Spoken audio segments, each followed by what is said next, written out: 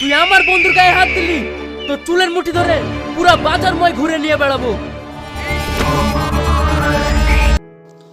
Hello everyone, আশা করি আপনারা সকলে ভালো আছেন। আজকের ভিডিওটি ইন্ট্রো দেখে বুঝে গেছে আজকের ভিডিওটি কি হতে চলেছে। চলেন আজ দেরি না করে আজকের মূল ভিডিওটি শুরু করা যাক।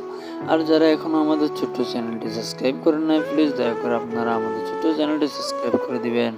আজকের ভিডিওটি হচ্ছে, আপনারা সকলে জানেন যে পল্লিগ্রাম টিভির নতুন একটি ভিডিও হচ্ছে এসিড।